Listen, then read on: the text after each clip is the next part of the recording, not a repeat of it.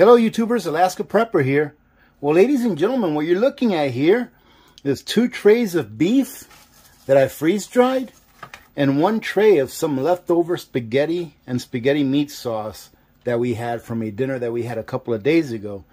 I thought I'd do this video because I'm going to be dry canning these. I used up all of the Harvest Right freeze dryer Mylar bags that they sent me. They send you 50 when you buy a Harvest Right freeze dryer. I've used them all up.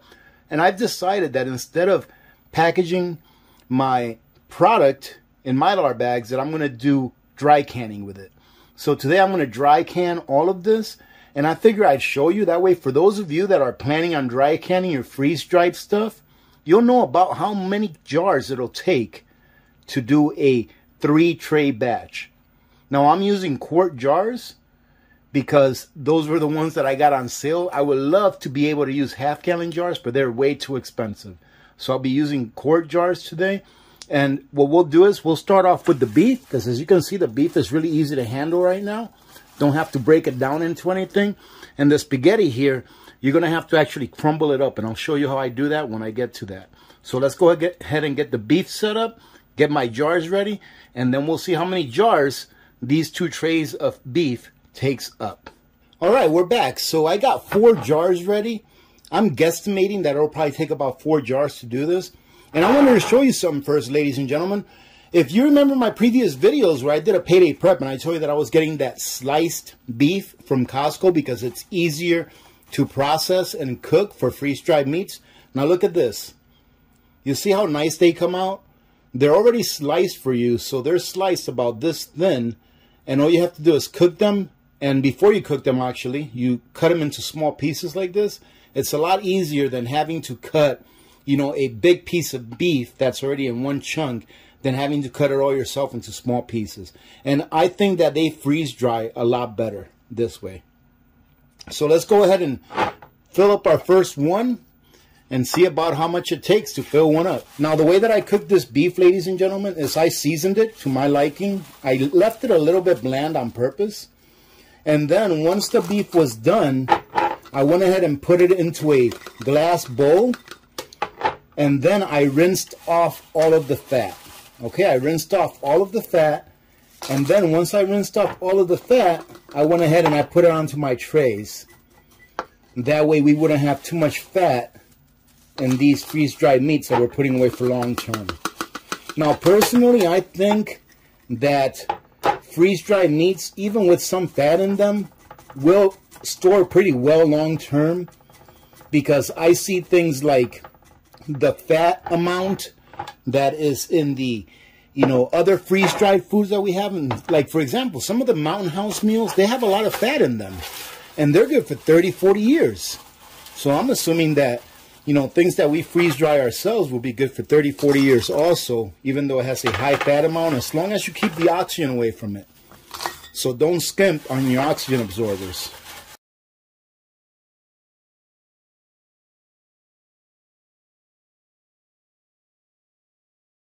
Now there you go, ladies and gentlemen. It made 4 full quart jars of freeze-dried beef in there. Now, I forgot to tell you how much beef I started out with in the raw form. Now, this here represents 12 pounds of beef. I had 2 6. They were like 6.5 pound containers. But, you know, once I cut off all of the fat and everything like that, I figured that I ended up with about 11.5, 12 pounds.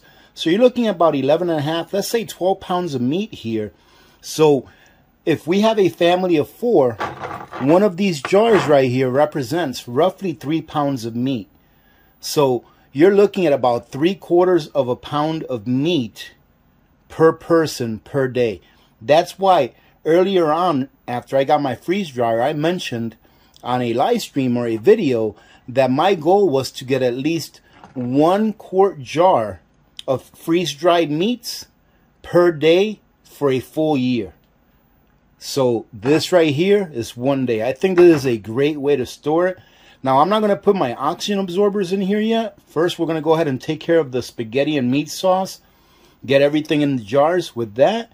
And then once that's ready, we'll get our food saver and food saver attachments ready. And then we'll go ahead and dry can them after we add the oxygen absorber in there. So here is our spaghetti. And as you can see, we had enough leftovers to fill this one tray. Actually, a little more than that, but we just ended up eating the rest of the leftovers for lunch. Actually, Victor took it to work with him. And here is what it looks like. Now, what I'll do here, ladies and gentlemen, is I'll just go ahead and break this up into small pieces. Not really tiny pieces, because I want to keep some of the noodles together. But as you can see, this is really nice and dry. And this will come out really good. I actually did a batch of penne pasta with meat sauce already, and it came out great. And this will come out just as good. It always makes me feel happy when I take a batch out of the freeze dryer and it's so nice and dry like this. You just know that this is going to last a long time, of course, if properly stored. There have been a couple of times where I took a batch out of the freeze dryer and I noticed that it was still a little bit moist in the middle, which was surprising. So I've gotten into the habit of adding more drying time to the freeze dryer for just about everything that I do. I just figure better be safe than sorry. Whenever you add more drying time to it, usually it'll add an extra 2 hours of drying time. And then I'll do that at least one time. And then I'll check it. And then if I think it needs more, I better be safe than sorry. I give it another 2 hours. But as you can see, this is nice and dry. This is going to reconstitute really, really well. Now, the rule of thumb that I've been using for whenever I rehydrate something that I freeze dried is 2 to 1. So I've been adding by weight, not by volume. So I've been adding by weight 2 times the water of whatever this weighs. So for example, if I take this spaghetti and I weigh out a cup, it's not going to weigh 8 ounces. You know, like most people think a cup weighs it is 8 ounces. That's really the liquid weight of a cup. So I'll actually weigh it out, and then I'll go ahead and multiply that weight times 2, and that's how much water I'll use. So, and it's worked out pretty well with pretty much anything that I freeze dried. Pretty much anything. So here we're almost done with this. I think this is probably going to make between 2, probably 3 jars. So I went ahead and got 3 jars. We'll see if this fills up 3 jars. I'm thinking 2 and just a little more. So we'll probably have to save some of this in a Ziploc bag so that we can have it for lunch tomorrow. Now, ladies and gentlemen, what I did to get these jars ready, all I did is take them out of their box, because this is a new case of jars that I opened for this. And just for your information, since we're going to dry can these, you don't necessarily need brand new lids. So I took the new lids off of every jar, and I went ahead and replaced them with some of my used lids, because we're going to be dry canning these. So used lids should work just fine, and you're going to be able to tell right away whether these sealed or not after you vacuum seal them. So save those lids, especially if you're dry canning. Don't use new lids to dry can. In my opinion, that's kind of a waste. Use your old lids and then save those new lids from that case of jars that you got to do some actual pressure canning or water bathing. And that's what we've got left. I'll end up putting these in a Ziploc bag, put it in the fridge, and probably have it for lunch tomorrow. So now let's go ahead and get our food saver ready with its attachments, get our oxygen absorbers, and we'll get this dry can and we'll be good to go. Alright, ladies and gentlemen, so we're ready to go ahead and dry can these. And what I want to do real quick is for the newbies out there that maybe have never used a food saver, or maybe you've got one on order, is now this food saver here, they don't sell this same model anymore. This thing's got to be close to 10 years old, if not 10 years old already. But they're all pretty much the same. Let me just go ahead and show you really quick how you attach this attachment to it and how it works. That way, if you're new to this, you don't have to be intimidated, because this is probably the easiest piece of equipment that you're going to use. Okay, so pretty much any food saver that you get is going to come with a port. This is the port for your attachments. Now, when you buy a food saver new, usually they do not come with an attachment already with one of these parts. You usually have to buy them separately. And it also comes with a hose that you're going to attach to your port and to your attachment. So you just very easily, ladies and gentlemen, Just push it in here. It's a little firm, but you just push it till it seats. And then you do the same thing over here. What I do, however, is I wait until after I have this attachment on my jar, and then I go ahead and put my hose on there. Okay, so before we put our lids on, we first want to make sure that we put our oxygen absorbers in there. Now, ladies and gentlemen, if you've been paying attention to my many videos on oxygen absorbers and dry canning, this is a 1 quart container. How many cc's of oxygen absorbers do we need? All right? Okay, you got it. We need 100 cc of oxygen absorber per quart. Now, in my opinion, you can get away with putting a 50 cc oxygen absorber in here because, first of all, you've got a lot of the volume within the quart jar used up, so there's less air in there. And we're going to be vacuum sealing it as well, which extracts air. But the way I see it is I'd rather be safe than sorry. I've got a lot of time and money invested into these jars and the product that's inside of it. So why not just go ahead and use the 100 cc absorber? They're only a couple cents more than the 50 cc's. As you can see, I keep my oxygen absorbers in a quart jar that's sealed, and it pretty much seals itself once you put the lid on and the ring on it.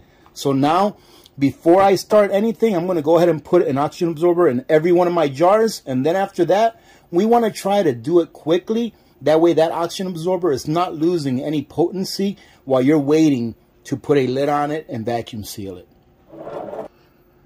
Okay, now that we have an oxygen absorber in all of them, we've got 100 cc's. You probably noticed that I put 2 in here. That's because those are 2 50 cc oxygen absorbers.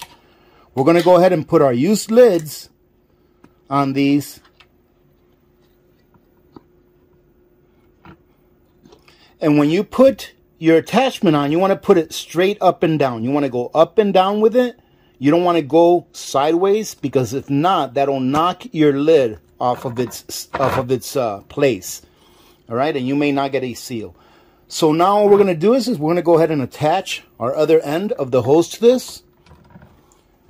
We're going to go up here, and I'm not sure if you can see this button or not, but that's the button that says canister. All right, that's the button that we're going to push. But first, you're probably going to have to make sure that your lid is locked on your food saver. If your lid is locked, see, if your lid is not locked, nothing's going to work. But if your lid is locked, then it will. Canister.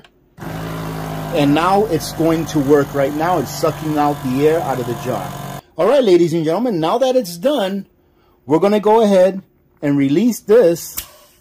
Okay, you see, you hear how the pressure went off of there? And now we're going to take the lid off in the opposite manner that we put it on. So remember, we put it on nice and straight. Now we want to take it off at an angle to make sure that if we pull it up straight, it's going to want to catch on that lid and it's going to pull it off. But if we take it off at an angle, nice and slow, that lid will stay right on. You see that? The lid is on and we're good to go. Let me go ahead and get the rest of these knocked out, and then we'll show you what it looks like when they're all done. And there you go, ladies and gentlemen. Look at that. Now, after using my freeze dryer for a while, like I have been now, I now realize why it is that long-term food storage companies charge so much for their product. Because there's a lot of work involved, actually.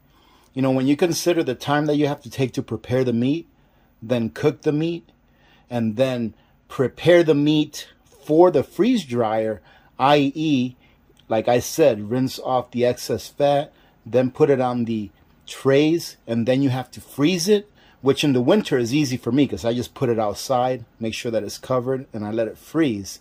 And then go ahead and freeze dry it, and then bring it out and do everything that you just saw me do. There's a lot involved in it. Is it a money saver? Absolutely. It's definitely a money saver. And I want to say that probably here within the next 2 months, maybe 3 at the most, I will have recouped my investment for what I paid for my freeze dryer, just in the savings that I would have had would I have bought the beef or the product that I've actually put away myself from a third company like Mountain House, let's say. And each one of these jars of spaghetti, that's one meal for my entire family of 4. So what I'm going to do real quick is, you know, there wasn't that much spaghetti left over, and that's not what we're having for dinner tonight. But let's go ahead and rehydrate that spaghetti so that you can see what it looks like after it's been rehydrated. All right, so here's the spaghetti. I already had it in a bag. We're going to go ahead and weigh it, and we're not even going to care how much the bag weighs. The bag probably weighs a few grams.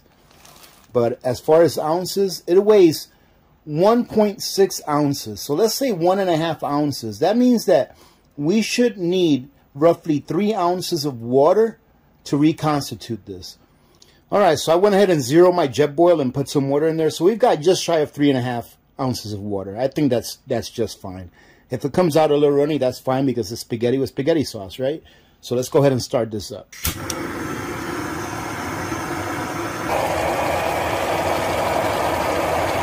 Okay, now that we've got our water heated, let's go ahead and put our spaghetti in there.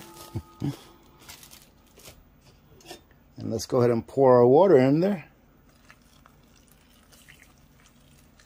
Oh, it almost seems like it's too much water, huh? But it should be just fine. Let me grab a spoon.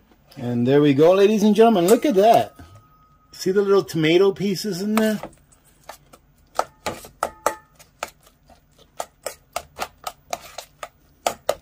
It would have probably been better if I picked a smaller bowl. But since this one was already dirty. And what I'm going to do now is I'm going to cover this for about 5 minutes. Let it steep.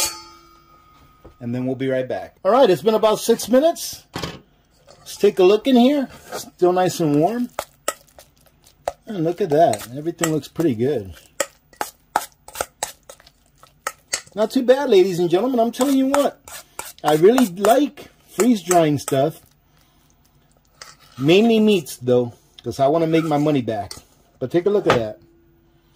And the sauce that I used for this spaghetti, ladies and gentlemen, I made with the 46-year-old tomato crystals that you all saw me open from Noah's Ark.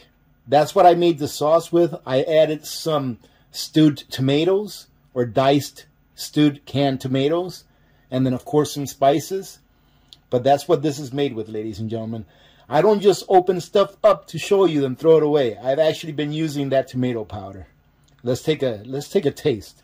And I should have known that I was going to like it because I liked it before I freeze-dried it. So, all right, ladies and gentlemen, I hope you got something out of this. If at the very least, just a little bit of entertainment.